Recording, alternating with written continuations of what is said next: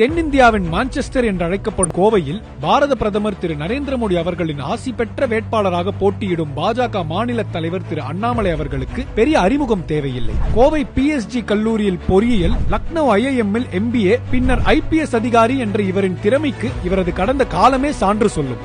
கோவை தொகுதியில் திரு நரேந்திர மோடி அவர்களின் சாதனைகள். கோவை நாடாளுமன்ற தொகுதிக்கு பாரத பிரதமர் திரு நரேந்திர மோடி அவர்களின் மத்திய அரசு பாதுகாப்பு தாழ்வாரம் அமைக்க 11,794 கோடி செலவில் புரிந்துணர்வு ஒப்பந்தங்கள் மேற்கொண்டுள்ளது. மேலும் 580 கோடியில் ESI மருத்துவமனை, 135 கோடி செலவில் சிங்காநல்லூர் வெள்ளல்லூர் இடையேயான மேம்பாலம் என வளர்ச்சி திட்டங்களுடன் பயங்கரவாத அச்சுறுத்தல்களை அறவே நீக்கி பாதுகாப்பான கோவை என்பதை உறுதி செய்தது பாரத பிரதமர் திரு நரேந்திர மோடி அவர்களின் அரசு. தலைவர் திரு அண்ணாமலை அவர்களை தேர்ந்தெடுப்பதன் மூலம் அவர் கோவைக்கும் திரு நரேந்திர மோடி அவர்களுக்கும் நேரடி தொடர்பிலிருந்து பிரச்சனைகளுக்கு உடனடி தீர்வுகளை தருவதோடு விவசாயிகளின் 60 ஆண்டுகால திட்டமான ஆனமலை நல்லாறு திட்டத்தை நிறைவேற்ற முயற்சி எடுப்பதாகவும் வாக்குறுதி வழங்கியுள்ளார். ஆனால் கடந்த முறை வென்ற மார்க்சிஸ்ட் கட்சியை சார்ந்த PR நட்ராஜன் வாக்கு கேட்க வந்ததுடன் அவரது பணி முடிந்து விட்டதாக நினைத்து அதன் பின்பு தொகுதி பக்கமே செல்லாமல் 5 ஆண்டு கால கோவையின் வளர்ச்சியையே முடக்கிவிட்டார். பாரதம் பாதுகாப்பாக வளர்ச்சி பாதையில் தொடர 3வது முறையாக திரு மோடி அவர்களை பிரதமராக்க